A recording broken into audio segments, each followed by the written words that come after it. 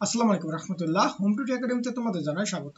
আশা করি তোমরা ভালো আছো। আজ আমি তোমাদের সাথে আলোচনা করব নবম শ্রেণীর ইতিহাস ও সামাজিক বিজ্ঞান নিয়ে সপ্তম অধ্যায় বাংলা অঞ্চল ও বাংলাদেশ রাজনৈতিক ইতিহাসের বৈচিত্র্যময় গতিপথ। তোমাদেরকে বলতেছে তোমরা যদি আমার চ্যানেল নতুন হয়ে থাকো অবশ্যই চ্যানেলকে সাবস্ক্রাইব করিও। তাহলে আজকে আমাদের মূল আলোচনার বিষয় মূলত হচ্ছে দলগত কাজ 2 নিয়ে। আর তোমরা যদি আমার আগের ভিডিওগুলো দেখতেছো আমি ডেসক্রিপশনে লিংক দিয়ে দেবো, তোমরা সেখান থেকে দেখতে পারো। তাহলে এখানে আমাদের কি বলতেছে যে এখন আমরা দলগতভাবে আমাদের এলাকার ঐতিহাসিক কোনো ঘটনা খুঁজব। এই জন্য আমরা একই এলাকার থেকে 5 থেকে 6 জন মিলে একটি দল গঠন করি। এবারও আমরা দলগতভাবে আমাদের এলাকার ঐতিহাসিক কোনো ঘটনা খুঁজব। এই জন্য আমরা একই এলাকার 5 থেকে 6 জন মিলে একটি দল গঠন করি।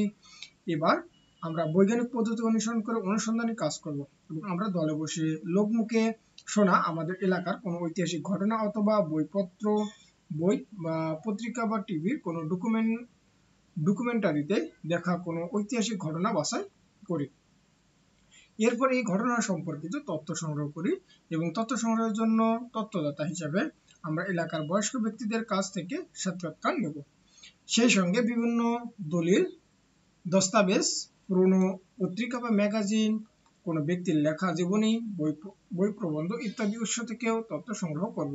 এরপর তথ্য বিশ্লেষণ করে ফলাফল নিয়ে যৌক্তিক সিদ্ধান্ত গ্রহণ করব এবং আমরা ইতিহাসের দলিল নামক একটি সাময়িকী তৈরি করে সেখানে আমাদের প্রাপ্ত ফলাফল উপস্থাপন করব। আমরা ছোট প্রতিবেদন, গল্প, কবিতা ইত্যাদি বিভিন্নভাবে এই সাময়িকীতে আমাদের অনুসন্ধান পদ্ধতিতে প্রাপ্ত ফলাফল উপস্থাপন করব। তো চলো আমরা তাহলে দলগত কাজ 2টা একটু সমাধান করে ফেলি।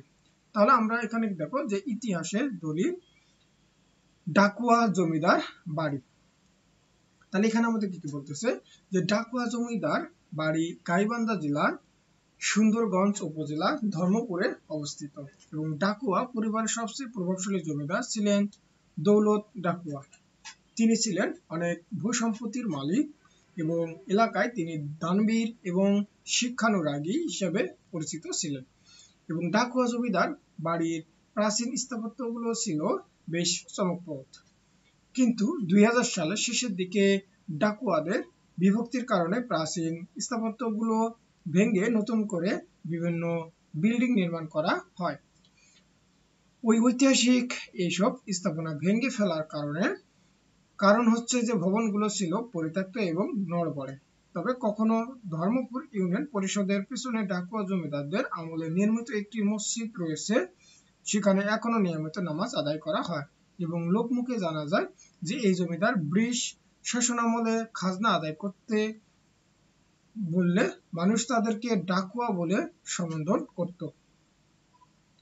তৎকালীন সময়ে উত্তরবঙ্গের গাইবান্ধা জেলার বিয়ের সময় প্রচুর যৌতুকের প্রচলন ছিল এবং এই সময় মেয়ের বিয়েতে মেয়ের বাবা যৌতুকের টাকা দিতে অপারগ হলে কিংবা এ জাতীয় কোনো রকমের সমস্যায় পড়লে ডাকুয়া পরিবারের সদস্যরা বিপদগ্রস্তদের অর্থনৈতিকভাবে সহযোগিতা করতেন এবং আবার এলাকার উন্নয়নে ডাকুয়া জমিদার পরিবারের সদস্যরা নিজস্ব অর্থায়নে এলাকার রাস্তাঘাট, শিক্ষা প্রতিষ্ঠান, মসজিদ, মাদ্রাসা, মক্তব প্রভৃতি নির্মাণ করতেন এবং উদাহরণ হিসেবে বলা যায় যে 1958 সালে ধর্মপুর ডিডিএম অর্থাৎ দৌলত ডাকুয়া মেমোরিয়াল উচ্চ বিদ্যালয় এবং 1972 সালে ধর্মপুর পিএন অর্থাৎ পলকজান নেসা উচ্চ বালিকা বিদ্যালয় সহ অসংখ্য শিক্ষা প্রতিষ্ঠান নির্মাণ করেন এবং ডাকুয়া জমিদার বাড়ির পরিবারের সদস্যরা মুক্তিযুদ্ধের সময় গুরুত্বপূর্ণ ভূমিকা পালন করেন এবং লোকমুখে প্রচারিত একটি ঘটনা হলো যে মুক্তিযুদ্ধে পাকিস্তানি হানাদার বাহিনী সারা দেশে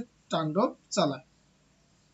এই ধারাবাহিকতায় পাকিস্তানিরা গাইবান্ধা জেলার সুন্দরগঞ্জের ধর্মপুরের দিকে অগ্রসর হলে ডাকুয়া পরিবারের নেতৃত্বে স্থানীয় জনগণ ধর্মপুরের প্রবেশদ্বারের মাঠেই হাটে একটি বড় ব্রিজ ভেঙে ফেলে এবং ব্রিজ ভাঙার কারণে পাকিস্তানিরা আর এলাকায় প্রবেশ করতে পারেনি। ফলে মুক্তিযুদ্ধের সময়ও ওই এলাকা রক্ষিত ছিল এবং সর্বোপরি এই কথা বলা যায় যে ডাকুয়া জমিদার বাড়ির সদস্যরা এলাকার অর্থ সামাজিক উন্নয়নে গুরুত্বপূর্ণ ভূমিকা পালন করে।